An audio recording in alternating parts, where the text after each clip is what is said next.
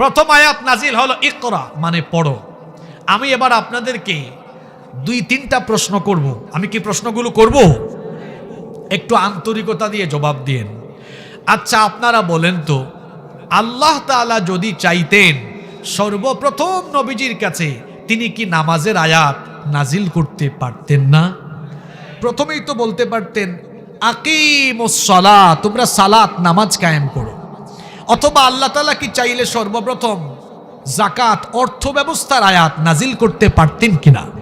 আল্লাহ বলতে পারতেন আতুজ যাকাত, যাকাত আদায় করো, যাকাত দাও। আল্লাহ যদি চাইতেন সর্বপ্রথম সুদের আয়াত অথবা ঘুষের আয়াত অথবা রোজার আয়াত অথবা হজের আয়াত, আল্লাহ চাইলে যে কোনো বিষয়ের আয়াত সর্বপ্রথম নাজিল করতে, জোরে বলেন, পারতেন। দেখেন, আল্লাহ তাআলা সর্বপ্রথম বিচার ব্যবস্থার আয়াত নাজিল করেন নাই, সর্বপ্রথম সমাজ ব্যবস্থার আয়াত নাজিল করেন নাই, সর্বপ্রথম অর্থ ব্যবস্থার আয়াত নাজিল করেন নাই। আল্লাহ তাআলা সর্বপ্রথম এই কোরআনে প্রথম নাজিল করেছেন শিক্ষা ব্যবস্থার আয়াত। আমার কথা বুঝে থাকলে বাবা যান, চাচা যান, ভাই যানরা কষ্ট করে বলেন তো, আল্লাহ প্রথমে আয়াত নাজিল করেছেন কোন ব্যবস্থার? জোরে, কি ব্যবস্থার? শিক্ষা ব্যবস্থার। কেন আল্লাহ তাআলা সর্বপ্রথম কোরআনের প্রথম আয়াত শিক্ষা ব্যবস্থার আয়াত দিলেন? চ্যানেলটি সাবস্ক্রাইব করে আমাদের সঙ্গেই থাকুন। আউযু বিল্লাহি মিনাশ শাইতানির রাজীম। বিসমিল্লাহির রাহমানির রাহিম। ইকরা বিসমি রাব্বিকাল্লাযী খালাক, খালাকাল ইনসানা মিন আলাক। ইকরা ওয়া রাব্বুকাল আকরামুল্লাযী আল্লামা বিল কলম, আল্লামাল ইনসানা মা লাম ইয়ালাম। কোরআনুল কারীমের একটি সূরার মাত্র কয়েকটা আয়াত তিলাওয়াত করেছি। এই আয়াতগুলো থেকে সংক্ষিপ্ত কিছু তাফসীর আপনাদের সামনে তুলে ধরব এবং প্রতিটি কথা আজকের এই সংক্ষিপ্ত সময়ের আলোচনা যুগ উপযোগী, সময় উপযোগী, বর্তমান সময়ে যেটা দরকার সে আলোকে আমি আজকে কিছু কথা বলে যাব। বলেন ইনশাআল্লাহ। আবাজি ওনারা ঘুমাইছে, ঘুমটুম চলে এসেছে। আমি যে সংক্ষেপে কিছু কথা বলে যাব, এগুলো মাথার উপর দিয়ে গেলে হবে না, মাথার ভেতরে ঢুকাতে হবে। কারণ আমি এমন কিছু কথা বলে যাব, প্রতিটি কথা আপনাদের স্বার্থের জন্য, আপনাদের নিজের জন্য বাড়ি নিয়ে যেতে পারবেন তো? সবাই বলেন ইনশাআল্লাহ। আমি যে সূরাটি তিলাওয়াত করেছি এই সূরাটির নাম হচ্ছে সূরাতু আল আলাক। আমার কথা বুঝে থাকলে সবাই একটু আওয়াজ করে বলেন তো, আজকের সূরার নাম কি? আর একটু জুড়ে আবার বলেন, সূরাতু আল আলাক। চলেন এই সূরা নিয়ে কথা বলবার আগে এই সূরার প্রাইমারি কিছু ইনফরমেশন, প্রাথমিক কিছু তথ্য আমরা জেনে নেওয়ার চেষ্টা করি। আমরা সবাই জানি কোরআনুল কারীমে মোট 30টি পারা আছে। আজকের যে সূরা, এই সূরাটি কোরআনুল কারীমের সর্বশেষ পারা অর্থাৎ 30তম পারায় অবস্থিত। তাহলে আপনারা বলেন তো, আজকের সূরা, আলোচ্য সূরা, এটা কোরআনের কয় নাম্বার পারায় আছে? আরো জোরে বলেন। আমরা জানি কোরআনুল কারীমে মোট 114টি সূরা রয়েছে। তার মধ্যে আজকের আলোচ্য সূরাটি কোরআনুল কারীমের 96 নম্বর সূরা। তাহলে এই সূরার সিরিয়াল নাম্বার কত? আরেকটু জুড়ে বলেন, 96। আমরা জানি কোরআনুল কারীমের সূরাগুলো মোট 2 ভাগে বিভক্ত। কিছু সূরা হলো মাক্কি, কিছু সূরা হলো মাদানী। যে সূরাগুলো মক্কায় নবীজির কাছে নাজিল হয়েছে সেগুলো মাক্কি সূরা, আর যে সূরাগুলো মদিনায় নবীজির কাছে নাজিল হয়েছে সেগুলো হলো মাদানী সূরা। আজকের আলোচ্য সূরাটি মাক্কি সূরা, সূরাতুম মাক্কিয়া। শুধু মাক্কি সূরা নয়, এই সূরার প্রথম 5টি আয়াত নবীজির কাছে সর্বপ্রথম ওহী হিসাবে যিনি নাজিল করেছেন তিনি কে? এই সূরার রুকু সংখ্যা হলো 1, আয়াত সংখ্যা হলো 19। এই হলো এই সূরার প্রাইমারি ইনফরমেশন। যা আমি আপনাদের সাথে শেয়ার করেছি, আপনারা তো নাফ নদীর কাছে বসবাস করেন, তাজা তাজা মাছ খাইয়া সম্ভবত আপনারা স্মৃতিশক্তিও ভালো বানিয়েছেন। দেখা যাক, চেক করে ফেলি। আপনারা একটু কষ্ট করে জবাব দেন, বলেন আজকের সূরাটার নাম কি? সূরা? আপনারা একটু জোরে বলেন, যাতে যাদের ঘুম আসছে তাদের মাথায়ও ঢুকে যায়। সূরার নাম? এই সূরাটা কত নম্বর পারায়? এই সূরার সিরিয়াল নাম্বার কত? এটা মাদানী না মাক্কি? রুকু সংখ্যা, আয়াত সংখ্যা? মাশাআল্লাহ, মাশাআল্লাহ। খুশি হয়ে বলেন আলহামদুলিল্লাহ। এইভাবে যতটুকু আলোচনা হবে এগুলো মুখস্থ কইরা বাড়ি নিয়ে যাওয়া লাগবে। বলেন ইনশাআল্লাহ। চলেন আমরা আলোচনায় চলে যাই। এই সূরাটি আমি বলেছিলাম নবীজির কাছে সর্বপ্রথম নাজিল হয়েছে এই সূরার প্রথম 5টা আয়াত। অর্থাৎ নবীজির কাছে জিব্রিল, জিব্রিলকে হু ইজ জিব্রিল? জিব্রিল হচ্ছেন এমন একজন ফেরেশতা যিনি নবী রাসূলদের কাছে আল্লাহর তরফ থেকে ওহী নিয়ে আগমন করেন। বলেন সুবহানাল্লাহ। এই সূরার প্রথম 5টি আয়াত নবী করিম সাল্লাল্লাহু আলাইহি ওয়াসাল্লামের কাছে সাইয়েদনা জিবরিল আমিন সর্বপ্রথম নিয়ে এসেছিলেন। বুখারীর বর্ণনায় হাদিস এসেছে, আমাদের মা উম্মুল মুমিনিন আয়েশা রাদিয়াল্লাহু আনহা বলেছেন, নবী করিম সাল্লাল্লাহু আলাইহি ওয়াসাল্লামের কাছে ওহী নাজিল হওয়ার কয়েক মাস আগে তিনি অত্যন্ত নিঃসঙ্গ প্রিয় হয়ে গেলেন। নিঃসঙ্গ প্রিয় হয়ে আল্লাহর সান্নিধ্য লাভের জন্য মক্কা থেকে অদূরে হেরা গুহায় চলে গেলেন। নবীজি বাড়ি থেকে যাওয়ার সময় অল্প কিছু খাবার দাবার নিয়ে যেতেন। সেখানে তিনি ইবাদত গুজার হতেন, ধ্যানে মগ্ন থাকতেন। যখন খাবার দাবার ফুরিয়ে যেত আবার বাড়িতে এসে তিনি খাবার নিয়ে যেতেন। এইরকম করে নবীজি কয়েকদিন, কয়েক মাস সেখানে অবস্থান করলেন। সময় যেতে যেতে যেতে যেতে অবশেষে রমাদানের মাস আসলো। রমাদান মাসের শেষের দশকের লাইলাতুল কদর, কদরের রাতে রব্বুল আলামিন ওই রাতে সাইয়েদনা জিবরিলকে নবীজির কাছে পাঠালেন। সাইয়েদনা জিবরিল নবীজির কাছে আসলেন। নবীজির কাছে এসে বললেন, ইকরা, আপনি পড়ুন। নবীজি তখন বললেন, মা আনা বিকারি, আমি তো পড়তে জানি না। নবীজি বলছেন, ফাআখাযানি ফাগাত্তানি হাত্তা বালাগা মিন্নিল জুহুদ, আমি যখন বললাম আমি পড়তে জানি না, জিবরিল তখন আমাকে সজোরে চেপে ধরলেন। এমন ভাবে আমাকে চেপে ধরলেন যেন আমার দম বন্ধ হয়ে যাওয়ার উপক্রম হচ্ছিল। এরপরে তিনি আমাকে ছেড়ে দিয়ে বললেন, ইকরা, দ্বিতীয়বার বললেন পড়ো। আমি বললাম, মা আনা বিকারি, আমি তো পড়তে জানি না। এরপরে তৃতীয়বার তিনি আবার আমাকে বুকের সঙ্গে জুড়ে চেপে ধরলেন। এরপরে আমাকে ছেড়ে দিয়ে তৃতীয়বার বললেন, পড়েন আমার সঙ্গে, ইকরা বিসমি রাব্বিকাল্লাযী খালাক, খালাকাল ইনসানা মিন আলাক, ইকরা ওয়া রাব্বুকাল আকরামুল্লাযী আল্লামা বিল কলম, আল্লামাল ইনসানা মা লাম ইয়ালাম। এই 5টি আয়াত সর্বপ্রথম নবীজির কাছে নাজিল হয়ে গেল। এই 5টি আয়াত সর্বপ্রথম নবীজির কাছে যিনি নাজিল করলেন, গলার আওয়াজ বড় করে বলেন, তিনি কে? মনোযোগ আছে তো আপনাদের? শুরু হয়ে গেল প্রথম আয়াত। আমি কিন্তু তাফসীর শুরু করে দিয়েছি, এবার শুনেন। ইকরা বিসমি রাব্বিকাল্লাযী খালাক, পড়ো তোমার প্রভুর নামে যিনি সৃষ্টি করেছেন। আমাদের বাংলাদেশে এই আয়াতের ভুল অনুবাদ অনেক জায়গায় হয়। অনেকে এই আয়াতকে বাংলায় এভাবে অনুবাদ করে বলে, পড়ো তোমার প্রভুর নামে যিনি তোমাকে সৃষ্টি করেছেন। এটা ভুল অনুবাদ। কারণ যিনি তোমাকে সৃষ্টি করেছেন এর আরবি হলো আল্লাযী খালাকাকা, কিন্তু এখানে বলা হয়েছে আল্লাযী খালাক, যিনি সৃষ্টি করেছেন। কি সৃষ্টি করেছেন বলা হয় নাই, বলা হয়েছে যিনি সৃষ্টি করেছেন, যিনি সব সৃষ্টি করেছেন তিনি কে? প্রথম আয়াত নাজিল হলো ইকরা, মানে পড়ো। আমি এবার আপনাদেরকে 2-3টা প্রশ্ন করব। আমি কি প্রশ্নগুলো করব? একটু আন্তরিকতা দিয়ে জবাব দিন। আচ্ছা আপনারা বলেন তো, আল্লাহ তাআলা যদি চাইতেন সর্বপ্রথম নবীজির কাছে তিনি কি নামাজের আয়াত নাজিল করতে পারতেন না? প্রথমেই তো বলতে পারতেন আকিমুস সালাত, তোমরা সালাত নামাজ কায়েম করো। অথবা আল্লাহ তাআলা কি চাইলে সর্বপ্রথম জাকাত অর্থ ব্যবস্থার আয়াত নাজিল করতে পারতেন কিনা? আল্লাহ বলতে পারতেন আতুজ যাকাত, জাকাত আদায় করো, জাকাত দাও।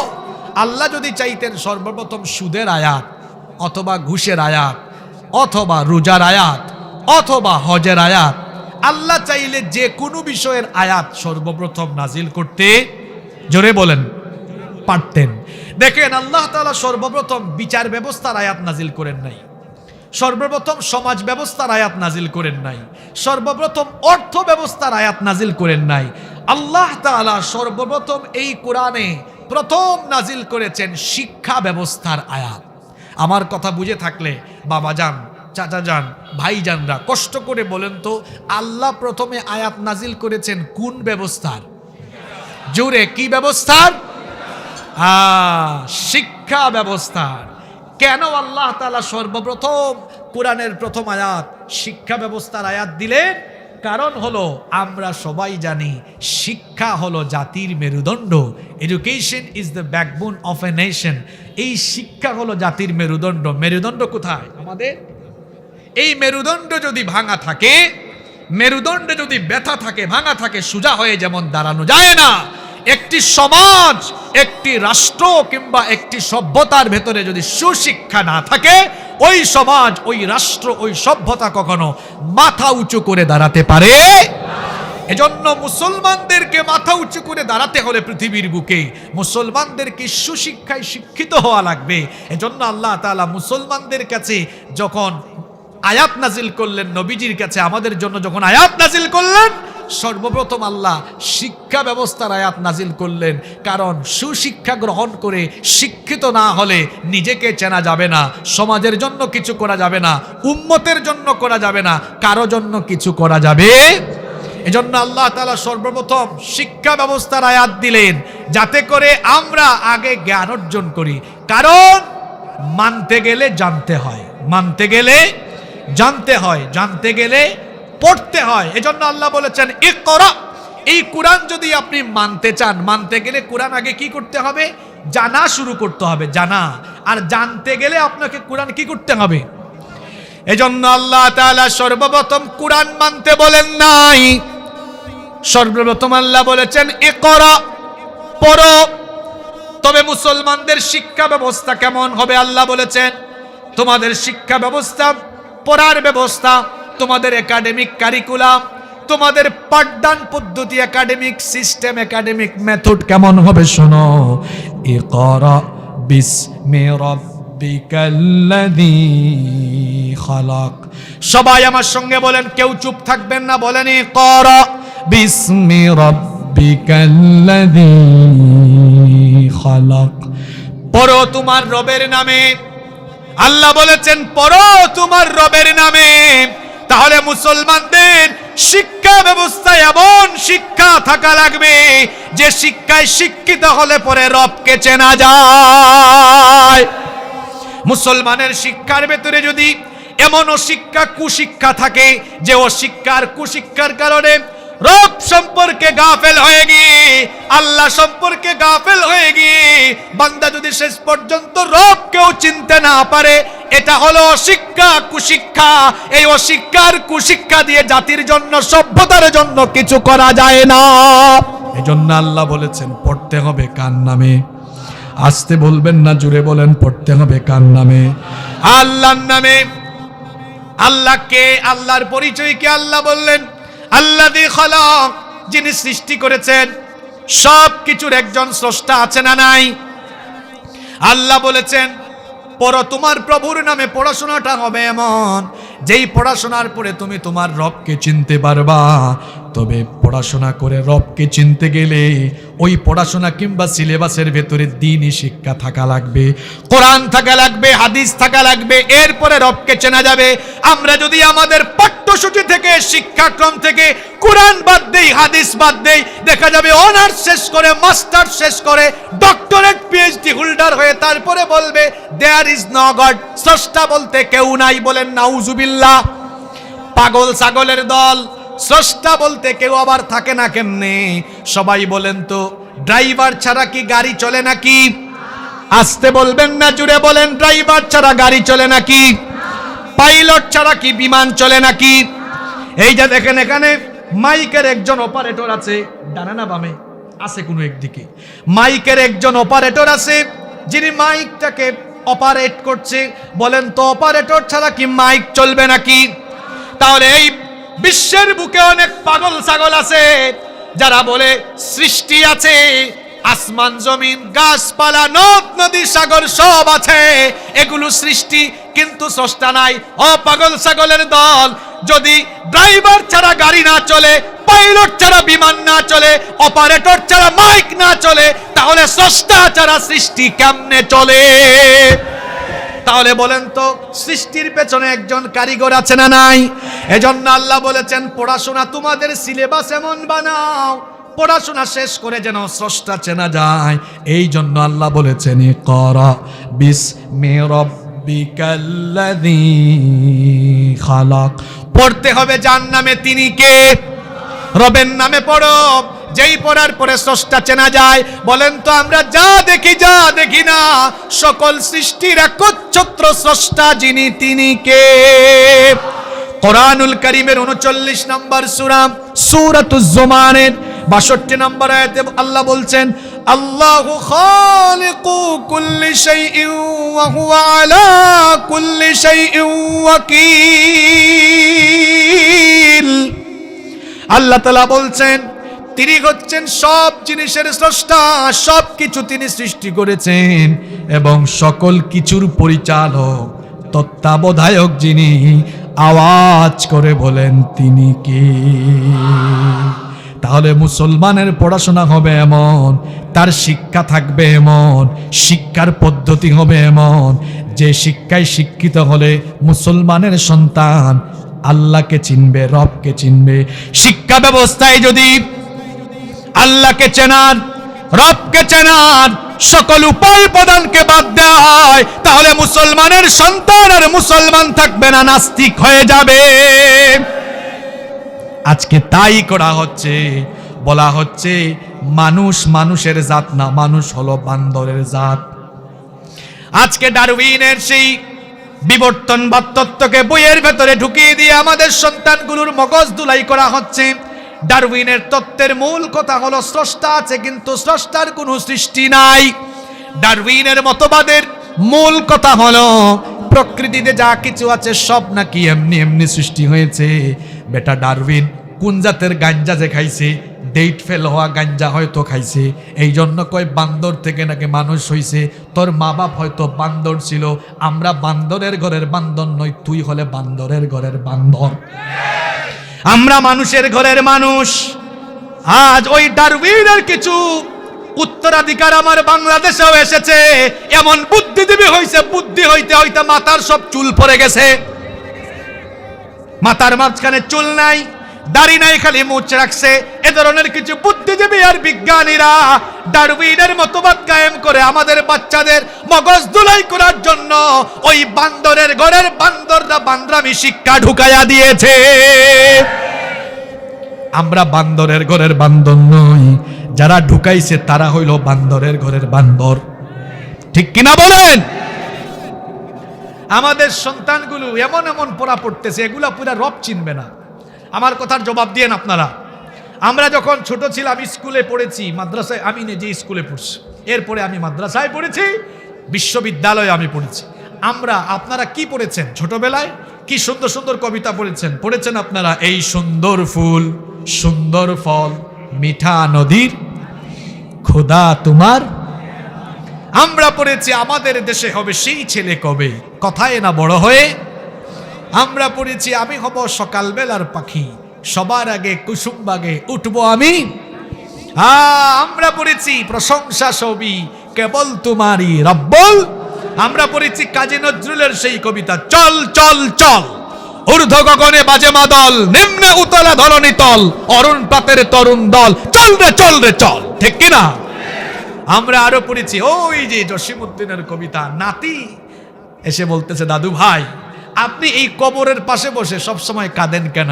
কবিতা লিখে ফেলেছে, কয় ওইখানে তোর দাদির কবর ডালিম গাছের তলে, 30 বছর ভিজায় রেখেছি দুই নয়নের জলে। কবিতাটা পড়লে দেখবেন, কবর কবিতা পড়েছেন না আপনারা?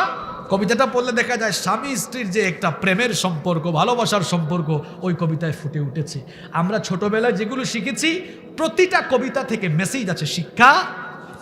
এখন এই বান্দরের ঘরের বান্দররা কি ঢুকাইছে হাট্টিমা টিম টিম টিম, তারা মাঠে পারে ডিম, তাদের খাড়া দুটো শিম, আগডুম বাগডুম গোড়াডুম সাজে। কথা বলেন না কেন? আপনারা কি চান আপনাদের ছেলে মেয়েরা এই হাট্টিমা টিম টিম টিম আগডুম বাগডুম শিখুক? আপনারা কি চান? আমরা চাই আমাদের সন্তানরা এমন পড়া পড়বে, এমন জ্ঞান অর্জন করবে, যে জ্ঞানে, যে শিক্ষায় শিক্ষিত হলে আমাদের সন্তানরা সভ্য হবে, ভদ্র হবে, উন্নত হবে, চরিত্রবান হবে। ঠিক কিনা বলেন? আমরা কেউ আওয়ামী লীগ করি, কেউ বিএনপি করি, কেউ জাতীয় পার্টি করি, এটা আমাদের পার্টিগত পরিচয়, কিন্তু আমাদের প্রথম পরিচয় আমরা মুসলমান। মুসলমান হিসাবে আমরা আমাদের সন্তানগুলোকে কখনো নষ্ট হতে দিতে পারি। এদেশের পাঠ্য বইগুলো ছাপা হয় আপনাদের ট্যাক্সের পয়সায়, আপনার আমার ট্যাক্সের পয়সায় ছাপানো বইয়ের ভেতরে বান্দরামি শিক্ষা ঢুকাইয়া আমাদের সন্তানদের, আমাদের প্রজন্মকে ধ্বংস করার এই ষড়যন্ত্র জীবন থাকতে আমরা মেনে নেব না, মেনে নেব না, মেনে নেব না। প্রিয় টেকনাফবাসী, বইয়ের ভেতরে ঢুকাইছে কি এরা? দেখেন, ঢুকাইছে বিবর্তন বা ডারউইনের তত্ত্ব। এটা বৈজ্ঞানিকভাবে প্রমাণিত কোনো তত্ত্ব। আধুনিক বিজ্ঞান ডারউইনের এই ভ্রান্ত মতবাদকে ডাস্টবিনে ফেলে দিয়েছে। আর আমার দেশের কিছু বুদ্ধিজীবী, তথাকথিত শিক্ষাবিদ আর বিজ্ঞানীরা ডাস্টবিন থেকে সেই বিবর্তনবাদ নামক কুফরি মতবাদ, এটা কুফরি মতবাদ, এই মতবাদে যারা বিশ্বাস করবে তারা কাফির, যারা এরা কাফের বলবে না হেরাও কাফের। এই কুফরি মতবাদ আমাদের ট্যাক্সের পয়সায় ছাপানো বইয়ের ভেতরে ঢুকাইয়া দিয়া আমাদের সন্তানগুলোকে সংশয়বাদী, নাস্তিক্যবাদ চর্চার এক চরম ষড়যন্ত্র বাস্তবায়ন হতে চলেছে। মানুষ মানুষের জাত, মানুষ বান্দরের জাত। আরো কি ঢুকিয়েছে? আরো ঢুকিয়েছে। আপনারা দেখবেন, আমি সত্য বলি না, মিথ্যা বলি। আপনাদের এলাকায় স্কুল আছে না? তো যান না কেন, গিয়ে বইগুলো হাতে নিয়ে দেখেন। বইয়ের যে প্রচ্ছদ, কাভার পেজ আছে না, এই যে উপরের যেটা কাভার পেজ, প্রচ্ছদের মধ্যে বাংলাদেশের জাতীয় পতাকার ছবি দাও, শহীদ মিনারের ছবি দাও, স্মৃতিসৌধের ছবি দাও, কোনো অসুবিধা? দিয়েছে কি জানেন? আপনারা বইগুলো হাতে নিয়ে দেখবেন, তাও ব্লার করে দিয়েছে। যুবকরা তোমরা ব্লার বুঝো না? ছবি তুলেছে ব্লার করে ফেলে, পেছনে ব্লার করে, মানে ঝাপসা করে, স্পষ্ট করে দেয় নাই, ঝাপসা করে দেখবেন বইয়ের মধ্যে ময়ূরের ছবি দিয়েছে, পদ্ম ফুলের ছবি, পেঁচার ছবি। এই ছবিগুলো দিচ্ছেন কেন? আমাদের তো জাতীয় ফুলের নাম শাপলা ফুল, জাতীয় ফসলের নাম কাঁঠাল, জাতীয় মাছের নাম ইলিশ। এগুলো দিলে তো আমাদের কোনো আপত্তি। যেগুলো ঢুকাইছেন আমরা কি এগুলো জানি না? 12 মাসে যারা 13 পূজা করে তাদের কিছু দেবতারা, তাদের কিতাবে লেখা আছে, এরা যখন দুনিয়াতে আসে তারা নাকি কিছু কিছু বাহনে সাওয়ার হয়ে আসে। তাদের কোনো কোনো দেবতার বাহন হলো ময়ূর, কোনো কোনো দেবতার বাহন হলো পেঁচা, কোনো কোনো দেবতার বাহন হলো লক্ষ্মী, কোনো কোনো দেবতার বাহন হলো আপনার পেঁচা। এই যে এগুলো বইয়ের প্রচ্ছদের মধ্যে ছাপায়া দিয়া হিন্দুয়ানি কালচার আমাদের বাচ্চাদেরকে শিক্ষা দিতে আমরা দিব না, ইনশাআল্লাহ।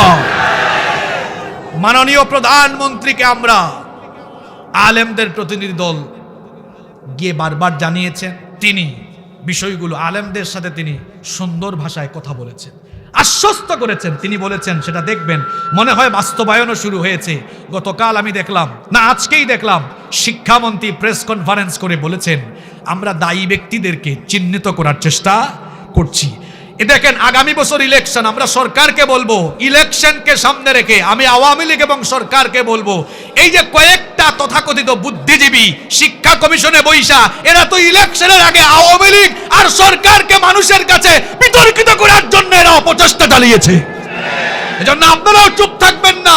যে সকল তথাকথিত লোকেরা, আপনারাও তো মুসলমান, আমি বলবো যারা আপনাদেরকে ইলেকশনের আগে বিতর্কিত করার জন্য এমন কাজ করেছে, এদেরকে চিহ্নিত করুন, চিহ্নিত করে দৃষ্টান্তমূলক শাস্তির আওতায় আনতে হবে। রাজি আছেন তো আপনারা? সম্মানিত ভাইয়েরা, তাহলে শিক্ষা ব্যবস্থা হবে এমন যে শিক্ষায় শিক্ষিত হলে কারে চিনা যায়? আপনারা আমার সাথে একমত না দ্বিমত? আমাদের শিক্ষা ব্যবস্থায় যদি ইসলাম শিক্ষা থাকে, হ্যাঁ, বিজ্ঞান থাকবে, ইংরেজি, অঙ্ক, ইতিহাস, ভূগোল সব থাকবে। আরেকটা কথা মনে পড়লো, যাদেরকে পাঠ্য বইয়ের রচনা সম্পাদনার দায়িত্ব দেওয়া হয়েছে, এরা আমাদের মুক্তিযুদ্ধের ইতিহাসকে বিকৃত করে ফেলেছে। আপনারা দেখেন না এই টিভিতে এগুলো নিয়ে সমালোচনা হচ্ছে? আমরা জানি পাকিস্তানের জানোয়াররা, হানাদার বাহিনীরা আমাদের দেশের নিরীহ মানুষের উপরে 25শে মার্চ থেকে তারা নির্যাতন নিপীড়ন চালাইছে। লিখে দিয়েছে যে না, 26 মার্চ থেকে নাকি জুলুম নির্যাতন শুরু হয়েছে। এরা কারা? যাদেরকে রচনা সম্পাদনার দায়িত্ব দেওয়া হয়েছে, এরা তো দেশের ইতিহাসকে, মুক্তিযুদ্ধের ইতিহাসকে বিকৃত করেছে। সুতরাং প্রত্যেকটি ব্যক্তিকে চিহ্নিত করে শাস্তির আওতায় আনতে হবে, আনতে হবে, আনতে হবে। শিক্ষা ব্যবস্থা নিয়ে কথা বলছি আজকে, কারণ শিক্ষা ব্যবস্থার নামে সর্বপ্রথম আয়াত নাজিল করেছেন কে? আল্লাহ বলছেন, ক্বারা বিসমি রাব্বিকাল্লাযী খালাক, পড়ো তোমার প্রভুর নামে যিনি সৃষ্টি করেছেন, সব কিছুকে যিনি সৃষ্টি করেছেন তিনি কে? এরপরে আল্লাহ 2 নম্বর আয়াতে বলছেন, খালাকাল ইনসানা মিন আলাক, যিনি মানুষকে সৃষ্টি করেছেন জমাট বাঁধা রক্ত থেকে। 2 নম্বর আয়াতে আল্লাহ মানুষ সৃষ্টির কথা কেন বললেন? কষ্ট হচ্ছে আপনাদের বাজানরা? 15-20টা মিনিট থাকা যাবে না? আপনাদের উদ্দেশ্যে আরো দামি দামি কিছু কথা আছে, মনোযোগ আছে তো আপনাদের? 2 নম্বর আয়াতে আল্লাহ মানুষ সৃষ্টির কথা বললেন। প্রশ্ন হতে পারে, হুজুর প্রথম আয়াতে আল্লাহ শিক্ষা ব্যবস্থার কথা বলে দ্বিতীয় আয়াতে মানুষ সৃষ্টির কথা কেন বললেন? কারণ হলো, শিক্ষাটা যদি সুশিক্ষা না থাকে তাহলে মানুষ তার সৃষ্টি সম্পর্কে গাফেল হয়ে যাবে। শিক্ষার ভেতরে যদি সুশিক্ষা না থাকে তাহলে দেখা যাবে মানুষ তার নিজের স্রষ্টা যিনি, বলেন তো আমার আপনার স্রষ্টাকে? শিক্ষার ভেতরে সুশিক্ষা না থাকলে মানুষ তার নিজের স্রষ্টাকে ভুলে যাবে। এজন্য আল্লাহ বলেছেন, রবের নামে যদি শিক্ষা থাকে তাহলে সে তার নিজের স্রষ্টাকে জানতে পারবে। এজন্য আল্লাহ প্রথমে শিক্ষা ব্যবস্থার কথা বলে 2 নম্বর আয়াতে বললেন, খালাকাল ইনসানা মিন আলাক, মানুষকে যিনি জমাট বাঁধা রক্ত থেকে বানিয়েছেন তিনি কে? আজ যারা বলে মানুষ বান্দরের ঘরের বান্দর, বান্দর থেকে মানুষ হয়েছে, তাদেরকে বলতে চাই, দেখি ছাত্র কারা কারা স্কুল কলেজে যারা পড়ো তোমরা হাত তুলো। মাশাআল্লাহ, জায়গা মতো ওয়াজ পড়ছে আজকে, হাত নামাও। ছাত্র ভাইরা শোনো, তোমাদের মগজ দুলাই যেন না দিতে পারে। শোনো, তোমাদের জন্য এবার মজার মজার তথ্য। কিভাবে মানুষ বানানো হয়েছে, কিভাবে আল্লাহ মানুষ সৃষ্টি করেছেন, ছাত্র ভাইয়েরা মন দিয়ে শোনো। সবাই একটু গলার আওয়াজ বড় করে বলেন, মানুষ যিনি বানাইছেন তিনি কে? এবার তথ্যগুলো শুনে যান। রব্বুল আলামিন মানুষকে মোট 4টা ক্যাটাগরিতে বানিয়েছেন। আমার কথা বুঝে থাকলে বলেন তো, আল্লাহ তাআলা মানুষকে মোট কয়টা ক্যাটাগরিতে বানিয়েছেন? আস্তে বলবেন না, জুড়ে বলেন কয়টা? শুনেন শুনেন। 1 নম্বর ক্যাটাগরি হলো মা নাই, বাপ নাই। মা ছাড়া, বাপ ছাড়া সর্বপ্রথম মানুষ আল্লাহ বানিয়েছেন, সেই মানুষের নাম কি? আরো জুড়ে বলেন। বলেন তো, আদম নবীর বাপ আছে নাকি? আদম নবীর মা আছে নাকি? মা ছাড়া, বাপ ছাড়া আদম নবীকে যিনি সরাসরি বানিয়েছেন তিনি কে? এই হলো 1 নম্বর ক্যাটাগরি। 2 নম্বর ক্যাটাগরি হলো আদমকে বানানোর পরে আল্লাহ আদম থেকে যাকে বানিয়েছেন তার নাম কি? আরো জোরে বলেন। এই হলো 2 নম্বর ক্যাটাগরি। 3 নম্বর ক্যাটাগরি হলো মা আর বাপ, অর্থাৎ নারী আর পুরুষের মিলনের মাধ্যমে সন্তান যিনি পয়দা করেছেন তিনি কে? 4 নম্বর ক্যাটাগরি হলো শুধু মা আছে কিন্তু বাপ নাই। পুরুষ ছাড়া শুধুমাত্র নারীর পেটে আল্লাহ সন্তান দিয়েছেন। বলেন তো দেখি ওই নারীর নাম কি? আরো জোরে বলেন, ওই নারীর নাম কি? তাহলে দুনিয়ার সকল মানুষকে আল্লাহ বানাইছেন কয়টা ক্যাটাগরিতে? হ্যাঁ ছাত্ররা শুনতেছো তোমরা? আমার চাচারা রাগ করেন না, আপনাদেরকে কি আমি তুমি করে বলবো? আমি তো এত বড় বেয়াদব নই। আপনাদের ছেলেদেরকে বলছি যাতে এদের মগজ ওই বান্দরের ঘরের বান্দররা ধুলাই করতে না। তাহলে সবাই বলেন, মানুষকে আল্লাহ মোট কয়টা ক্যাটাগরিতে বানিয়েছেন? আরো জোরে কয়টা? আরো জোরে কয়টা? এক নম্বর ক্যাটাগরি, মা ছাড়া বাপ ছাড়া সর্বপ্রথম আল্লাহ সর্বপ্রথম মানুষ বানিয়েছেন আদম। খুব সংক্ষেপে আমি ঘটনাটা বলি। ঘটনাটা কি বলবো? রব্বুল আলামিন দুনিয়াতে সর্বপ্রথম যখন মানুষ বানাবেন সবার আগে আল্লাহ ফেরেশতাদেরকে ডাকলেন। ফেরেশতাদেরকে ডেকে আল্লাহ পরামর্শ করলেন। কোরআনুল কারীমের 2 নম্বর সূরা সূরাতুল বাকারা এর 30 নম্বর আয়াতে আল্লাহ তাআলা বলছেন, ওয়া ইয ক্বালা রাব্বুকা লিল মালাইকাতি ইন্নী জাইলুন ফিল আরদি খলিফা। আর স্মরণ করো যখন তোমার রব ফেরেশতাদেরকে ডেকে বললেন, আমি পৃথিবীতে আমার প্রতিনিধি পাঠাতে চাই, আমি মানুষ বানাতে চাই।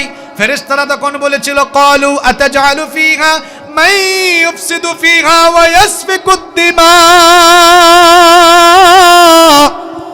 ফেরেশতারা তখন বলেছিল, রব আপনি কি দুনিয়াতে এমন কাউকে পাঠাতে চান নাকি যারা দুনিয়াতে গিয়ে হাঙ্গামা দাঙ্গামা করবে, ফিতনা ফাসাদ করবে, বিশৃঙ্খলা করবে? এমন কাউকে কি দুনিয়ায় পাঠাতে চান নাকি? আল্লাহ তখন বললেন, ফেরেশতারা আরো বলেছিল, ওয়া নাহনু নুসাব্বিহু বিহামদিকা ওয়া নুকাদ্দিসু লাক। আমরাই তো আপনার তাসবিহ জপি, আমরা আপনার পবিত্রতা ঘোষণা করি, কেন আবার মানুষ বানাবেন? আল্লাহ তখন বলেছিলেন, ইন্নী আ'লামু মা লা তা'লামুন। নিশ্চয় আমি যেটা জানি তোমরা সেটা জানো না। আল্লাহ সিদ্ধান্ত নিলেন মানুষ বানাবেন। এবার আল্লাহ ফেরেশতাকে ডাকলেন। ফেরেশতাকে ডেকে বললেন, জমিনে যাও, দুনিয়াতে যাও, দুনিয়ায় গিয়ে সকল উপাদানের মাটি সংগ্রহ করো। আমার বাবাজান ভাইজানরা শোনেন, এই দুনিয়াতে কিন্তু সকল মাটি একরকম মাটি নয়, অনেক রকমের মাটি আছে। আমার বাড়ি সিলেটে, আমি সিলেটে দেখেছি বালু মাটি আছে।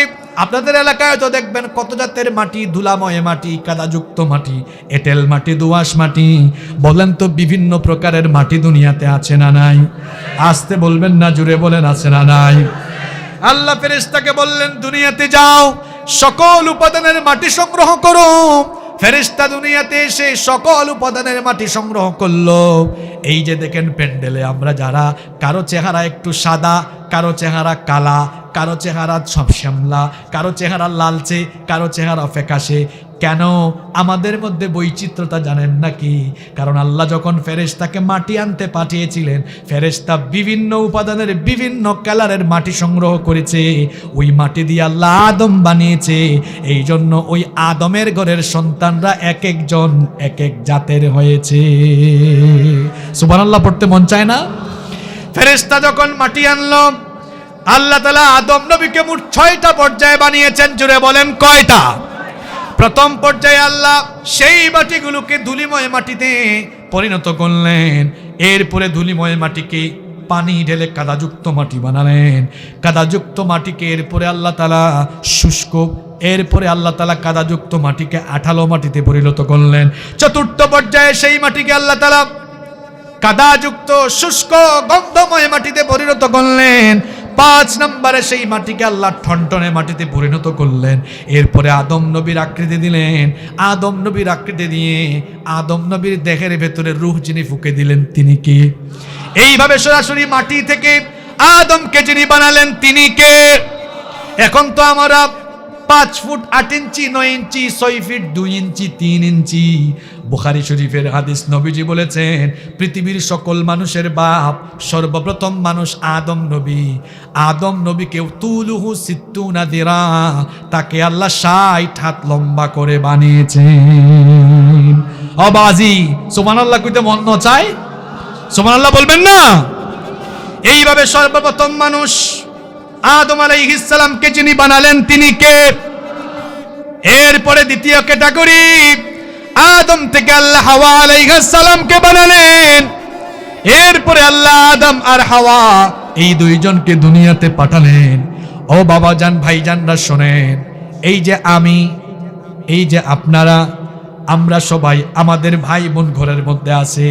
আমাদের আব্বা আমাদের আম্মা, যখন তাদের বিয়ে হয়েছিল আমাদের আব্বা আম্মা শুধু ছিলেন। এরপরে ধীরে ধীরে তাদের ঘরে সন্তান আসলো। আমিও তো আমার আব্বা আম্মার সন্তান, আমার ভাই বোনও তো আমার আব্বা আম্মার সন্তান। কিন্তু তাদের যখন বিয়ে হয়েছিল তখন কিন্তু এই ছেলে মেয়েগুলো ছিল না।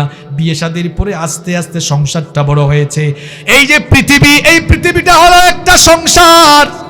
এই পৃথিবীর সংসারের উৎপত্তি শুরু হয়েছিল আদম আর হাওয়া থেকে। বলেছেন যিনি, তিনি কে? আদম আর হাওয়া যখন দুনিয়াতে আসলেন, দুইজনের সংসার ছিল। হাজার হাজার বছরে আদম হাওয়ার ঘরে সন্তান বাড়তে বাড়তে বর্তমানে প্রায় 800 কোটি সন্তান হয়ে গিয়েছে। পৃথিবীতে বর্তমানে 800 কোটি মানুষ আছে। সবাই হলো আদম আর হাওয়ার সংসারের মানুষ, ঠিক কিনা? আমরা কিভাবে হলাম? এত মানুষ দুনিয়াতে কিভাবে আসলো? কিভাবে এখনো আমাদের ঘরে ঘরে সন্তানের জন্ম হয়? আল্লাহ তাআলা বলছেন, শোনো কেমনে হয়। রব্বুল আলামিন কোরআনুল কারীমে বড় সুন্দর করে বলছেন। কোরআনুল কারীমের 4 নম্বর সূরা সূরাতুন নিসা এর প্রথম আয়াতে আল্লাহ বললেন, ইয়া আইয়ুহান নাসু তাকু রাব্বাকুমুল্লাযী খালাকাকুম মিন নাফসিন ওয়াহিদাতিন ওয়া খালাকা মিনহা যাওজাহা ওয়া বাসসা মিনহুমা রিজালান কাসীরান ওয়া নিসাআ واتقوا الله الذي تساءلون به والأرحام إن الله كان عليكم رقيبا। কথাগুলো কার? আল্লাহ বলছেন, ইয়া আইয়ুহান নাস, হে মানব জাতি, উবুদু রাব্বাকুম, তোমরা তোমাদের রবের ইবাদত করো। আল্লাযী খালাকাকুম মিন নাফসিন ওয়াহিদা, যিনি তোমাদেরকে একটি জীবন, একটি আত্মা থেকে সৃষ্টি করেছেন। ওয়া খালাকা মিনহা যাওজাহা, এরপরে তার থেকে আল্লাহ তার স্ত্রী সৃষ্টি করেছেন, অর্থাৎ হাওয়া। এই আদম আর হাওয়া দুনিয়াতে আসলেন। এই আদম আর হাওয়া থেকে সন্তান ধীরে ধীরে যিনি দিলেন, সন্তান দিয়ে জগৎ সংসারকে যিনি বড় বানালেন, তিনি কে? আসতে বলবেন না, জোরে বলেন, তিনি কে? কিভাবে আপনার জন্ম হয়েছে, কিভাবে আমার জন্ম হয়েছে শোনেন। বান্দরের ঘরের বান্দররা যে বলে মানুষ বান্দর ছিল, বান্দর থেকে মানুষ হয়েছে, তারা বলে ডারউইনের বিবর্তনবাদ তথ্যের আলোকে বলে, কয় মানুষ নাকি বান্দর ছিল, বান্দর থেকে মানুষ হয় নাই। ডারউইন বলে এক সময় মানুষ নাকি বান্দর ছিল, বান্দরের লেজ আছে, গাছের এক ডাল থেকে অন্য ডালে লাফালাফি করতে করতে এক সময় লেজ খসে পড়ে গেছে। আমরা তো চেয়ারে বসি, লেজ থাকলে চেয়ারে বসা যাবে? গাছের ডালে ডালে লাফাইতে লাফাইতে লাফাইতে লাফাইতে একদিন নাকি বান্দরের লেজ খসে পড়ে গেছে। তারপর বান্দর নাকি আস্তে আস্তে মানুষ হয়ে গেছে। নাউজুবিল্লাহ। বলেন, আজকে যদি আমরা এটার প্রতিবাদ না করি তাহলে দেখা যাবে আমাদের ছেলে মেয়ে এগুলা পইরা তারপরে যখন বড় হবে আমরা একদিন নানা হব না, দাদা হব না, পরে আমাদের কাঁধের উপরে, বুকের উপরে আমাদের নাতি দাদিরা, না আমাদের নাতি নাতনিরা দুষ্টুমি করে বলবে, দাদা, দাদু ভাই, নানু ভাই, আমরা তো স্কুলে গিয়ে পড়েছি মানুষের পূর্বপুরুষ নাকি বান্দর ছিল। তাইলে বলো তো দাদু ভাই, বলো তো নানু ভাই, তোমার বাপের বাপ কোন কালারের, কোন জাতের বান্দর ছিল? এরকমই তো বলবে, ঠিক কিনা বলেন? এজন্য পাঠ্যসূচি থেকে এই বিষয়গুলো বাদ দেওয়ার দরকার আছে না নাই? বাদ দেওয়ার দরকার আছে না নাই? তবে সরকার পজিটিভ, এগুলো বাদ যাবে। শুধু বাদ দিলে হবে না। আমরা বলতে চাই, যারা এদেশের মুসলমানদের কলিজায় আঘাত দিল এবং যারা সরকারকে মানুষের কাছে সমালোচনার পাত্র বানালো, প্রত্যেকটা লোককে ধরে দৃষ্টান্তমূলক শাস্তি দেওয়া লাগবে। রাজি আছেন তো আপনারা? কিভাবে মানুষের জন্ম হলো? কোরআনুল কারীমের 22 নম্বর সূরা সূরাতুল হজ্জের 5 নম্বর আয়াতে আল্লাহ বলছেন, ইন্না খালাকনাকুম মিন নুতফাতিন সুম্মা মিন আলাকাতিন সুম্মা মিন মুদগাতিন সুম্মা মিন মুদগাতিন মুখাল্লাকাতিন ওয়া গায়রি মুখাল্লাকাতিন লিনুবাইয়িনা লাকুম ওয়া নুকিররু ফিল আরহামি মা নাশাউ ইলা আজালিম মুসাম্মা। কথাগুলো কার? আল্লাহ বলছেন কিভাবে বানিয়েছি শোনো। পুরুষের 1 ফোঁটা স্পাম আর মহিলাদের অভাব, এখান থেকে তোমাদের পয়দা শুরু। মানুষ দুনিয়াতে এসে টাকার বড়াই করে, ক্ষমতার বড়াই করে, অহংকার করে। কিসের বড়াই করেন আপনি? কারণ আমার আপনার জন্ম হয়েছে এমন 1 ফোঁটা নাপাক পানি থেকে, যে নাপাক পানি সবেগে নির্গত হয়ে গেলে গোসল ফরজ হয়ে যায়। এই রকম 1 ফোঁটা নাপাক পানি থেকে মানুষ বানানো শুরু করেছেন যিনি, তিনি কে? পুরুষের 1 ফোঁটা স্পাম মহিলাদের অভাবের ভেতরে, জরায়ুর ভেতরে সুরক্ষিত জায়গায় আল্লাহ রেখে দিলেন। এরপরে সেই নাপাক পানি ফোঁটাকে আল্লাহ জমাট বাঁধা রক্তে পরিণত করলেন, যেটা আল্লাহ সূরা আলাকের 2 নম্বর আয়াতে বলেছেন, খালাকাল ইনসানা মিন আলাক। জমাট বাঁধা রক্ত থেকে মানুষ আমি বানিয়েছি। ওই নাপাক 1 ফোঁটা পানিকে আল্লাহ ধীরে ধীরে জমাট বাঁধা রক্তে পরিণত করলেন। এরপরে জমাট বাঁধা সেই রক্তকে মাংসপিণ্ড বানানো হলো। অতঃপর সেই মাংসপিণ্ডকে অস্থিপিঞ্জরের রূপ নিয়ে বড় একটা হাড্ডিতে রূপান্তর করে গোশতের পোশাক পরাইয়া দিয়া, চোখ, নাক, ঠোঁট, কান, হাত, পা সুন্দর একটা আকৃতি দিয়ে মায়ের পেটের ভেতরে মানুষকে সুন্দর করে যিনি বানালেন, তিনি কে? এরপরে আল্লাহ মায়ের পেটের ভেতরে ইলা জালিম মুসাম্মা, নির্দিষ্ট একটা সময় পর্যন্ত আল্লাহ রেখে দিলেন। এরপরে যখন দুনিয়াতে আসার সময় হয়ে গেল, মা সন্তানকে প্রসব করলেন। সুম্মা নুখরিজুকুম তিফলা, ছোট্ট একটা বাচ্চার সাইজে আপনাকে মায়ের পেটের ভেতর থেকে বের করে দুনিয়ার আলো বাতাস যিনি দেখাইলেন, তিনি কে? তাহলে এই যে মানব সৃষ্টির প্রক্রিয়া, আজকে আধুনিক বিজ্ঞানের যুগে, স্যাটেলাইটের যুগে, প্রযুক্তির যুগে, আধুনিক যুগের বিজ্ঞানীরা, চিকিৎসা বিজ্ঞানীরা বলছেন, হ্যাঁ, কোরআনে যেভাবে বলা হয়েছে ভ্রূণের বিকাশ হয়, আমরাও গবেষণা করে দেখেছি ঠিক এইভাবেই মায়ের পেটের ভেতরে ভ্রূণের বিকাশ হয়। কোরআন আর বিজ্ঞান একমত হয়ে বলছে মানুষ এভাবে তৈরি হয়। সুতরাং কোথা থেকে বান্দরের ঘরের বান্দররা বান্দামে শিক্ষা আনছে, এই বান্দরের ঘরের বান্দরদেরকে ধইরা ধইরা শাস্তি দেওয়া লাগবে। বানর থেকে মানুষ হয় নাই, মানুষ থেকে মানুষ হয়েছে। কিন্তু মানুষ আল্লাহর বিধান, আল্লাহর সাথে সীমা লঙ্ঘন করার কারণে পৃথিবীতে কিছু মানুষ আবার বান্দর হয়েছে। সেই কিচ্ছাটা কি শর্ট করে 2-3 মিনিটে বলবো? দাউদ আলাইহিস সালামের ঘটনা। দাউদ আলাইহিস সালামের সময়ে শনিবারের দিনে মাছ ধরা নিষিদ্ধ ছিল। শনিবার ছিল তাদের সাপ্তাহিক ইবাদতের দিন। যেমন আমাদের সাপ্তাহিক ইবাদতের দিন কি বার? শুক্রবার, জুমাবার। দাউদ নবীর সময়ে সাপ্তাহিক ইবাদতের দিন ছিল শনিবার। শনিবারে আল্লাহর বিধান ছিল ওই শনিবারের দিনে তারা যেন মাছ না ধরে, মাছ শিকার না করে। এই ঘটনা কিন্তু কোরআনের ভেতরে আছে। আল্লাহ বলেছেন, ওয়ালাকাদ আলিমতুমুল্লাযীনা আতাদাউ মিনকুম ফিস সাবতি ফাকুলনা লাহুম কুনু কিরাদাতান খাসিইন। আল্লাহ বলছেন, আর অবশ্যই শনিবারের ঘটনা তোমাদের জানা আছে। শনিবারের বিধান লঙ্ঘন করেছিল যারা, বানর হয়ে গিয়েছিল তারা। কেমনে বানর হয়েছিল শুনেন। আল্লাহ বলেছিলেন, শনিবারে তোমরা মাছ ধরিও না, শিকার করো না। আইনটা কার? এই বিধানকে কেন্দ্র করে বনি ইসরাইলের লোক 3 ভাগে ভাগ হয়ে গিয়েছিল। বলেন কয় ভাগে ভাগ হয়েছিল? আরো জোরে বলেন। 1 ভাগ লোক। তারা কি করলো?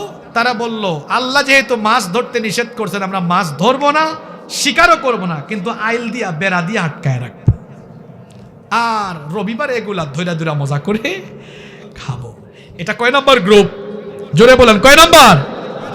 এখন তারা যে কামটা করলো, আইল বুঝেন আপনারা? আইল, বেড়া বুঝেন তো? তারা যে কামটা করলো, ভালো কাম করছে না খারাপ কাম করছে? খারাপ কাজ।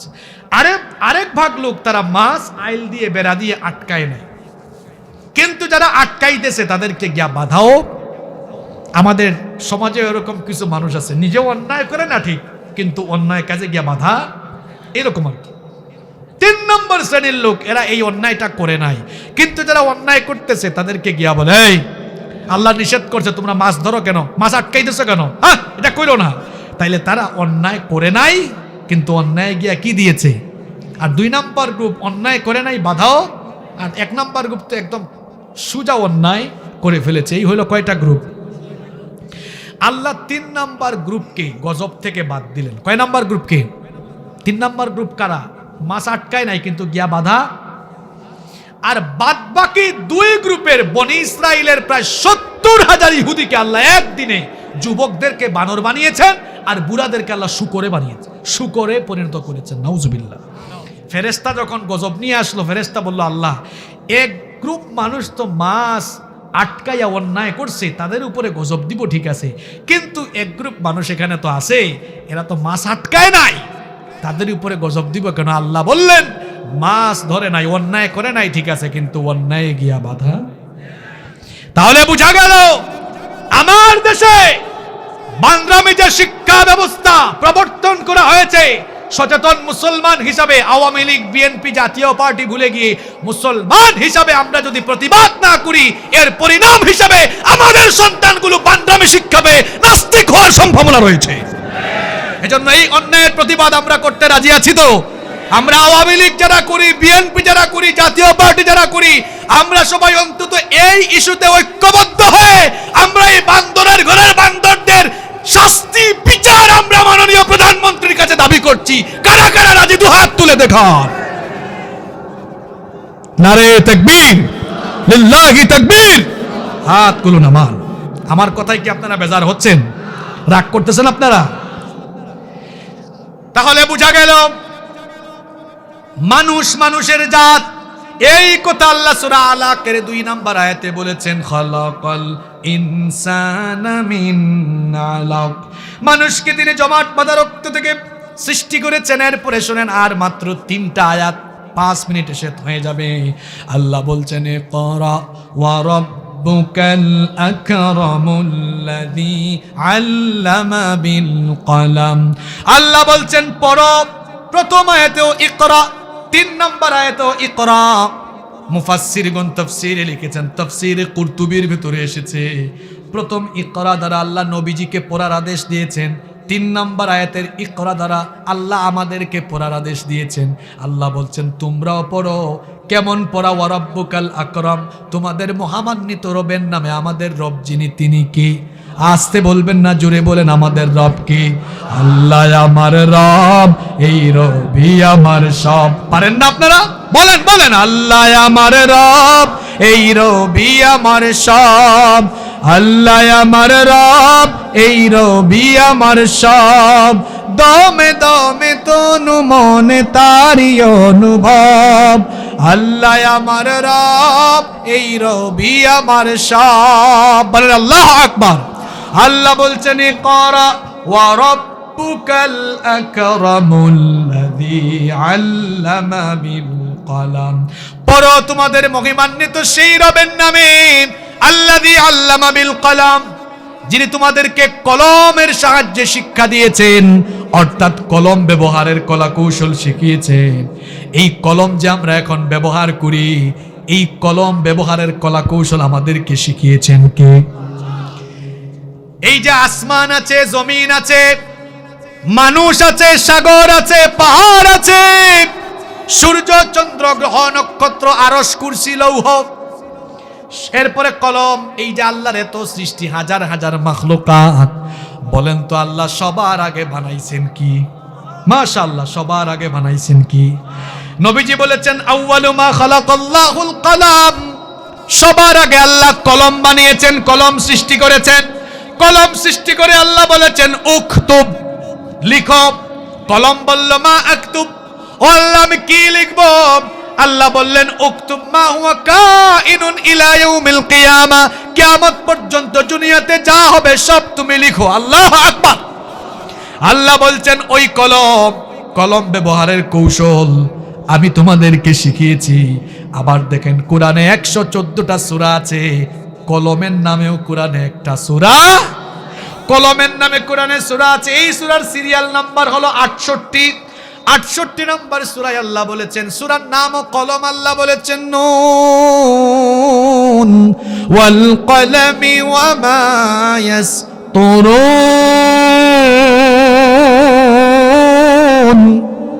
আল্লাহ বলছেন কলমের কসম, যে কলম দিয়ে লেখা হয়, আল্লাহ বলছেন সেই কলমের কথা সূরা আলাকে, ইকরা ওয়া রাব্বুকাল আকরামুল্লাযী আল্লামা বিল কলম। পড়ো, আর তোমার মহিমান্বিত সেই রব যিনি তোমাদেরকে কলমের সাহায্যে শিক্ষা দিয়েছেন। তরবারির চাইতে কিন্তু কলমের দাম বেশি। বলেন তরবারির চাইতে কিসের দাম বেশি? কারণ এই কলম আমরা সব জায়গায় ব্যবহার করি। স্কুলে কলম, মাদ্রাসায় কলম, বিশ্ববিদ্যালয়ে কলম, কলেজে কলম, আদালতে কলম, দোকানেও কলম, প্রতিষ্ঠানে কলম, সব জায়গায় কলম, মাহফিলেও কলম আছে না নাই? এই কলম ব্যবহারের কৌশল, কলমের ইতিহাস আপনারা পড়বেন। এখন যে সুন্দর সুন্দর দামি দামি কলম আমরা ব্যবহার করি, আদি যুগে এরকম কলম ছিল না, খাতাও ছিল না, এখন তো মসৃণ কাগজ। সেই যুগে মানুষ বাকলের মধ্যে লিখতো, গাছের যে বাকল আছে, গাছের বাকলে, পশুর চামড়ায়, পাথরের মধ্যে মানুষ লিখতো। ওই যুগে কলম মানুষ বাঁশের খঞ্চি বানায়া কলম বানাতো। এরপরে আস্তে আস্তে ওই যুগে মানুষ শাবল দিয়ে লিখতো, বাঁশের খঞ্চি দিয়া লিখতো। আস্তে আস্তে করে কলম কিভাবে উন্নত হলো।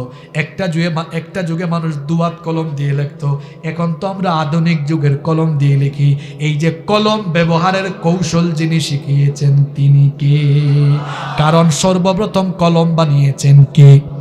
সেই কলমের কথা আল্লাহ বলছেন, আল্লাযী আল্লামা বিল কলম। দেখেন আল্লাহ সবার আগে নবীজির কাছে যে 5টা আয়াত নাজিল করেছেন, প্রথম 5টা আয়াত ছিল পড়ালেখার আয়াত। পড়ালেখার আয়াত আল্লাহ এজন্য নাজিল করেছেন যাতে আমাদের মুসলমানদের পড়ালেখার ব্যবস্থা ঠিক থাকে, ঠিক কিনা? এরপরে শেষ আয়াত, আর কষ্ট দিব না, আল্লাহ বলছেন আল্লামাল ইনসানা মা লাম ইয়ালাম। মানুষ যেটা জানতো না সেটা মানুষকে যিনি জানিয়েছেন, শিখিয়েছেন, তিনি কে? এই দেখেন ছোট্ট গল্প, ছোট্ট কিচ্ছা। আদম নবীকে আল্লাহ বানালেন, বানানোর পরে আদম নবীকে আল্লাহ ঘর দিলেন না, বাড়ি দিলেন না, স্ত্রী দিলেন না, সম্পদ দিলেন না। আদম নবীকে আল্লাহ সর্বপ্রথম বানাইয়া কি দিলেন? জ্ঞান। কি দিলেন? রেফারেন্স কি? দলিল কি? আল্লাহ বলছেন ওয়া আল্লামা আদামাল আসমাআ কুল্লাহা। আল্লাহ বলছেন আর আদমকে আমি সব জিনিসের নাম শিখালাম। জ্ঞানের কারণে মানুষ শ্রেষ্ঠ হয়ে যায়, সম্মানিত হয়ে যায়। আদম নবীকে আল্লাহ বানানোর পরে সব জিনিসের নাম শিখালেন, জ্ঞান দিলেন। এরপরে আল্লাহ একদিন ফেরেশতাকে ডাকলেন, আদমকেও ডাকলেন। ফেরেশতাদেরকে আল্লাহ বললেন এই যে কিছু জিনিস, এগুলোর নাম বলো। ফেরেশতারা বলতে পারল না। আদমকে আল্লাহ জিজ্ঞেস করলেন, আদম আলাইহিস সালাম একটা একটা করে সব জিনিসের নাম বলে দিলেন। আদম আলাইহিস সালাম যখন সব জিনিসের নাম বলে দিলেন, আল্লাহ ফেরেশতাদেরকে বললেন, ও ফেরেশতারা, এই মানুষ বানাইতে নিষেধ দিয়েছিলা, দেখো এই মানুষের জ্ঞান এখন তোমার চাইতে বেশি, সুতরাং তুমি আমার বানানো মানুষকে সাজদা দাও। সুবহানাল্লাহ কইতে মন চায় না? ফেরেশতারা আদম আলাইহিস সালামকে সাজদা দিল, এক বেটা ইবলিস তো দেয় নাই, শয়তান। শয়তান ছাড়া সবাই দিয়েছে। এভাবে আল্লাহ তাআলা ফেরেশতাদের মাধ্যমে আদমকে সাজদা দিয়া ফেরেশতাদের চাইতে আল্লাহ আদম অর্থাৎ মানুষের সম্মান বাড়িয়ে দিয়েছে।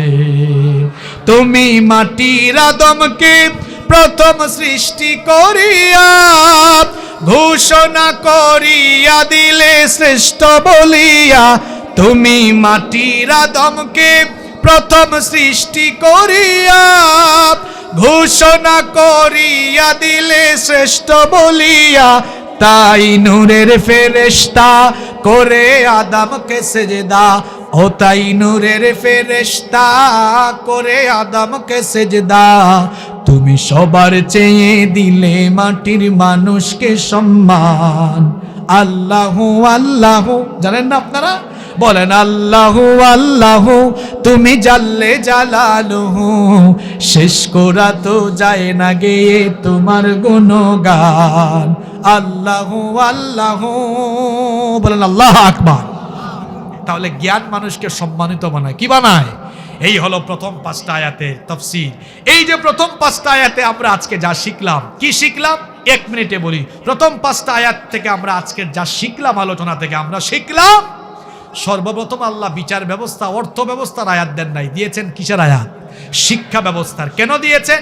যাতে আমাদের শিক্ষা সুশিক্ষা থাকে। 2 নাম্বার শিখেছি আমরা, শিক্ষাটা হতে হবে এমন যে শিক্ষায় শিক্ষিত হলে রবকে জানা যায়, রবকে জানা যায়। 3 নাম্বার শিক্ষা আমরা আজকের আলোচনা থেকে নিয়েছি যে আমরা এমন শিক্ষা শিক্ষিত হব যে শিক্ষায় শিক্ষিত হলে পরে স্রষ্টা জানা যায়, সব কিছুর স্রষ্টাকে। 4 নম্বরে আমরা জেনেছি মানুষ আল্লাহ কয় ক্যাটাগরিতে বানাইছেন। 3টা বলছিলাম, শেষে আরেকটা কি বলি নাই, বাপ ছাড়া মার পেটে আল্লাহ কাকে দিয়েছেন? ঈসা আলাইহিস সালামকে মরিয়মের পেটে আল্লাহ দিয়েছেন। এটা আমরা আজকে জেনেছি। মানুষ সৃষ্টির কয়টা পর্যায়? 4টা। এরপরে 5 নাম্বার শিক্ষা আমরা জেনেছি আল্লাহ সর্বপ্রথম কলম সৃষ্টি করেছেন। কি সৃষ্টি করেছেন? কলম। এই কলম ব্যবহারের কৌশলও আমাদেরকে শিখাইছেন কে? 5 নাম্বার। এবারে 6 নাম্বার শিক্ষা আমরা আজকের আলোচনা থেকে নিয়েছি যে মানুষ যেটা জানতো না মানুষকে জানাইছেন, জ্ঞান দিয়েছেন কি? জ্ঞানের মালিক কে? ইন্নাকা আনতাল আলিমুল, সব যিনি জানেন তিনি কি? এই যে 6টা শিক্ষা নিয়ে গেলাম, এই শিক্ষাগুলো যদি আমাদের ভেতরে থাকে, এই অনুভূতি আমরা লালন করলে আমাদের সন্তানদেরকে আমরা দ্বীনি শিক্ষা আগে দিতে পারবো, পরিবারে আমরা দিন চর্চা করতে পারবো, সমাজ রাষ্ট্রে দিন চর্চা করতে পারবো ইনশাআল্লাহ। আল্লাহ আমাদেরকে কথাগুলো মানার তৌফিক দান করেন, আল্লাহুম্মা আমিন। ربنا ظلمنا أنفسنا وإن لم تغفر لنا وترحمنا لنكونن من الخاسرين ربنا لا تزغ قلوبنا بعد إذ هديتنا وهب لنا من لدنك رحمة إنك أنت الوهاب ربنا إنك جامع الناس ليوم لا ريب فيه إن الله لا يخلف الميعاد ربنا اصرف عنا عذاب جهنم إن عذابها كان غراما رب العالمين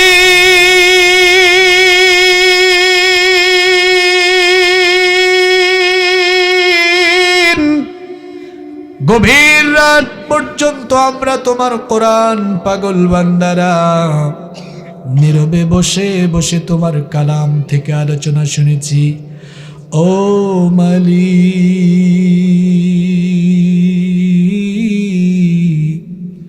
2 দিন ব্যাপী তাফসীরুল কোরআন মাহফিলের সমাপনী দিনে, সমাপনী অধিবেশনে আলোচনা শেষ করে জিন্দেগির সমস্ত গুনাহগুলোকে সামনে নিয়ে লজ্জিত হয়ে অনুতপ্ত হয়ে আমরা তোমার কাছে ভিখারির মতো দুখানা হাত তুলেছি গো আল্লাহ। ও মালিক,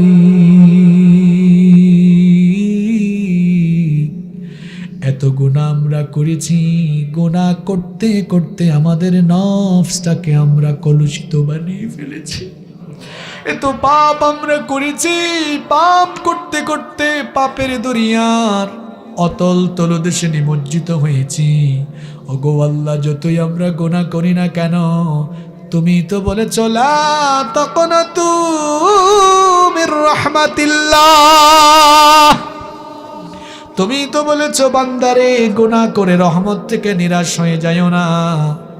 ওগো আল্লাহ, সেজন্য তোমার রহমতের আশা করে জীবনের সব গুনার জন্য লজ্জিত হয়ে দুখানা হাত তুলেছি। আল্লাহ, আমাদের হাতগুলোকে তুমি ফিরাইয়া দিও না। তুমি যদি আমাদেরকে খালি হাতে বিদায় করে দাও, আমাদের কোথাও যাওয়ার জায়গা নাই। আমরা ছাড়াও তোমার অসংখ্য গোলাম আছে, কিন্তু তুমি ছাড়া আমাদের আর কোনো মাবুদ নাই। তুমি যদি আমাদেরকে তাড়িয়ে দাও, আর কোথাও গিয়ে ভিক্ষার হাত পাতার জায়গা নাই। রব্বুল আলামিন, জানি না কোন দিন জানি আমরা কবরে চলে যাই। গত বছর এই মাহফিলে যারা ছিলেন তাদের মধ্যে অনেকে আমাদেরকে ছেড়ে কবরে চলে গিয়েছে। এমনও তো হতে পারে আজকের এই মোনাজাত আমাদের কারো কারো জন্য জীবনের শেষ মোনাজাত হয়ে যেতে পারে। আর কোনোদিন তোমার কাছে হাত তোলার সুযোগ নাও পেতে পারি গো আল্লাহ। ওগো মালিক, আজকের এই মোনাজাত যদি জীবনের শেষ মোনাজাত হয়ে যায়, আর যদি হাত তোলার সুযোগ না পাই, গুনাহগুলো যদি বাকি থেকে যায়, কবরে গিয়ে জাহান্নামের আযাব ছাড়া কিছুই নসিব হবে না। রব্বুল আলামিন, মাটির তৈরি শরীর নিয়ে আগুনের তৈরি জাহান্নামে আমরা পড়তে পারবো না গো আল্লাহ। ও মালিক, এজন্য সকল গুনাহকে সামনে নিয়ে লজ্জিত হয়ে অনুতপ্ত হয়ে ভিক্ষুকের মতো হাত তুলেছি। আল্লাহ, আমাদের ভিক্ষার হাত দেখে তোমার কি দয়া লাগে না? রব্বুল আলামিন, আমাদের গুনার দিকে না তাকিয়ে তোমার গফফার নামের খাতিরে আমাদের জিন্দেগির সমস্ত গুনাহগুলোকে তুমি মাফ করে দাও। রব্বুল আলামিন, ও মালিক, যে নামাজ ছেড়ে দিলে জাহান্নামে যেতে হবে, আমাদের কাছে মালাকুল মউত আসার পূর্ব মুহূর্ত পর্যন্ত আমরা যেন প্রতিটি দিন মসজিদে গিয়ে জামাতের সঙ্গে নামাজ আদায় করতে পারি, সেই তৌফিক আমাদেরকে দান করে দাও। আমাদের স্ত্রী, সন্তান, সন্ততি, পরিবারের সবাইকে নামাজি বানিয়ে দাও। রব্বুল আলামিন, এই গভীর রাতে যখন তোমার কাছে হাত তুলেছি, মনে পড়ে গেল আমাদের জন্মদাতা প্রিয় বাবার কথা। আমাদের বাবা আমাদের জন্য সীমাহীন কষ্ট সহ্য করে বটবৃক্ষের মতো ছায়া দিয়ে লালন পালন করেছেন, ভরণ পোষণ, পড়াশোনা করিয়েছেন। বাবার কথা মনে পড়লে ছোটবেলার দৃশ্যগুলো স্মৃতিপটে ভেসে আসে। কি যে কষ্ট করেছেন! ছোটবেলায় বাপ যখন সন্তানকে খাবার খেতে নিয়ে বসে, বাবা নিজে না খেয়ে সন্তানের মুখে খাবারের লোকমা তুলে দিয়েছে। বাবা মাথার ঘাম পায়ে ফেলে কত কষ্ট করে টাকা পয়সা উপার্জন করে আমাদেরকে লালন পালন করেছে। ঈদের সময় যখন আসে, বাবা নিজে ছেঁড়া লুঙ্গি, ছেঁড়া কাপড় পরে আর সন্তানকে নতুন কাপড় কিনে দিয়েছে। সারাটা জীবন বাবা কষ্ট স্বীকার করে করে যত ধন সম্পদ উপার্জন করেছে, দুনিয়া থেকে যাওয়ার সময় সব কিছু সন্তানদেরকে দিয়ে এতিমের মতো নিঃস্ব হয়ে একাকী অন্ধকার কবরে চলে গিয়েছে। রব্বুল আলামিন, আমাদের যাদের বাবা নাই, আমাদের বিপদের সময় আমাদের মাথায় হাত বুলিয়ে দেওয়ার মানুষ নাই, আমাদের যাদের বাবা নাই, আমাদের মাথার উপরে কোনো ছায়া নাই, আমাদের যাদের বাবা নাই, দুঃখ কষ্টের সময় বাবার বুকের নিচে মাথা রাখার জায়গা নাই, আমাদের যাদের বাবা নাই, বাড়িতে গিয়ে বাবা বাবা বলে ডাকার সুযোগ নাই। রব্বুল আলামিন, আমাদের মধ্যে আবার অনেকে মাও হারিয়ে ফেলেছে। একটি অক্ষর মাত্র মা, কিন্তু মনে হয় জানো গোটা দুনিয়া সমস্ত মধু তুমি এই নামে ঢেলে দিয়েছো গো আল্লাহ। মায়ের ঋণ তো আমরা কোনো কিছু দিয়ে শোধ করতে পারবো না। আমাদের মা আমাদের জন্য কত কষ্ট করেছে, একদিন আর 2 দিন নয়, একটানা 10 মাস আমাদের মা আমাদের জন্য কষ্ট সহ্য করেছে।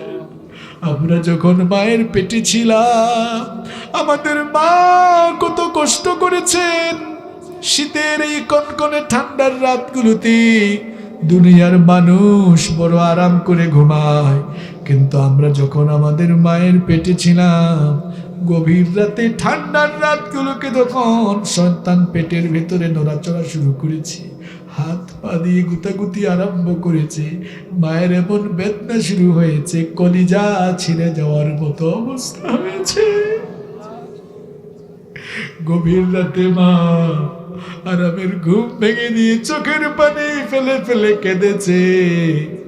সেই গভীর রাতে মায়ের চোখের পানিগুলো তুমি ছাড়া কেউ দেখে নাই গো আল্লাহ।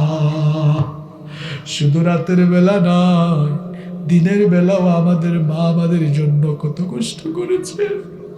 আমাদেরকে পেটে নিয়ে সাংসারিক সকল কাজ করেছেন, আমাদেরকে পেটে নিয়ে ঘরের সবাইকে খাইয়েছেন। খাওয়ানোর উপরে তিনি যখন নিজে ক্ষুধা পেটে খাবারের প্লেট নিয়ে খেতে বসেছেন, ঠিক সেই সময়ে সন্তান যখন পেটের ভেতরে নড়াচড়া শুরু করে দেয়, মায়ের বমি বমি ভাব সৃষ্টি হয়ে যায়। মা তখন খাবারের প্লেটটা রেখে দিয়ে দরজা বন্ধ করে রুমে একা একা হু হু করে কান্না করেছে। এইভাবে কতদিন আর কত রাত আমাদের মা চোখের পানি ফেলেছেন, তুমি ছাড়া কেউ জানে না গো আল্লাহ। এখানেই কষ্টের শেষ নয়। যেদিন আমরা দুনিয়াতে আসলাম, আমাদের মা কত কষ্ট করলেন। বর্তমান চিকিৎসা বিজ্ঞান বলছে একজন মানুষ সর্বোচ্চ 20 থেকে 25 ইউনিট পর্যন্ত ব্যথা সইতে পারে, কিন্তু আমাদের জনম দুঃখিনী মা আমাদেরকে জন্ম দিতে গিয়ে 20 আর 25 নয়, 50 থেকে 55 ইউনিটের বেদনা সহ্য করেছে। শরীরের প্রতিটি হাড় ভেঙে গেল, হয়তো এত কষ্ট হয় না। এই যন্ত্রণা আমাদের মা কেমনে সহ্য করলেন, তুমি আরশের মালিক আল্লাহ, আর আমাদের মা ছাড়া কেউ বুঝবে না। দুনিয়াতে আসার পর আমরা 2 বছর মায়ের বুকের দুধ পান করেছি, মায়ের কোলে কত প্রস্তাব পায়খানা করেছি, মানা করে নাই। আমরা যখন বাসার বাহিরে বাড়ির বাহিরে থাকি, গভীর রাত হয়ে গেলে সবাই ঘুমিয়ে যায়, কিন্তু বাড়ির দরজায় মা দাঁড়ায় দাঁড়ায় আমাদের জন্য অপেক্ষা করে। ওগো আল্লাহ, আমাদের যাদের মা নাই, বাড়ির দরজায় অপেক্ষা করার মতো কোনো মানুষ আমাদের নাই। আমাদের যাদের মা নাই, আমাদের মাথায় আদর করে হাত বুলাইয়া দেওয়ার কেউ নাই। রব্বুল আলামিন চেয়ে দেখো এই মাঠের দিকে, মা হারা বাপ হারা এতিম সন্তানরা চোখের পানি ফেলে ভিক্ষার হাত তুলেছে। আল্লাহ, আমাদের চোখে পানি আর ভিক্ষার হাতগুলো দেখে তোমার কি দয়া লাগবে না? রব্বুল আলামিন, আমাদের যাদের মা বাপ আমাদেরকে এতিম করে কবরে শুয়ে আছেন, আমাদের চোখের পানি দিয়ে আমাদের মা বাবার কবরের জাহান্নামের আগুন তুমি চিরতরে নিভায়া দাও। তাদের কবরগুলোকে তুমি জান্নাতুল ফেরদাউস বানিয়ে দাও। আমাদের যাদের আব্বা আম্মা বেঁচে আছেন, নেক হায়াত বাড়িয়ে দাও। যতদিন আমাদের আব্বা আম্মা বেঁচে থাকবেন, আমাদেরকে আমাদের আব্বা আম্মার খেদমত করার তৌফিক দান করে দাও। আল্লাহুম্মা গফির লি ওয়া লিওয়ালিদাইয়া ওয়া কুর রাব্বিরহামহুমা। আমার বাবাজান, আমার ভাইজানরা একজন চুপ থাকবেন না, সবাই আমার সাথে বলেন, রব্বিরহামহুমা কামা রাব্বায়ানি সগীরা। রব্বিরহামহুমা কামা রাব্বায়ানি সগীরা। রব্বুল আলামিন, আমাদের আত্মীয় স্বজন যারা কবরে চলে গিয়েছেন তাদেরকে মাফ করে দাও। বিশেষ করে এই উলুবনিয়া এলাকায় কবরস্থানে যত মুর্তেকান শহীদ রয়েছেন, দয়া করে মেহেরবানি করে সবার কবরের আযাব তুমি মাফ করে দাও। আমাদের মধ্যে যারা অসুস্থ রয়েছেন তাদেরকে শিফা দান করে দাও রব্বুল আলামিন। আমার সঙ্গে যারা আমিন আমিন বলছেন তাদের প্রত্যেকের মনের সকল নেক বাসনা পূরণ করে দাও রব্বুল আলামিন। AKM হাকিম আলী, জাকারিয়া শিকদার, আনসার মিয়া, আব্দুস সলু, মারিয়া খাতুন সহ গ্রামের অনেক মানুষ অসুস্থ, দোয়া চেয়েছেন। আল্লাহ সকল অসুস্থদেরকে তুমি শিফায়ে আজিলা কামিলা নসিব করে দাও। মালয়েশিয়া এবং সৌদি আরব প্রবাসী অনেক ভাইয়েরা এই মাহফিলের জন্য সহযোগিতা করেছেন, অর্থ দিয়েছেন, দান করেছেন। আল্লাহ আমার ভাইদের দান সদকা কবুল করে নাও, তাদের প্রবাস জীবনকে তুমি সুখ শান্তি দিয়ে ভরপুর করে দাও, উপার্জনের মধ্যে তুমি বরকত ঢেলে দাও রব্বুল আলামিন।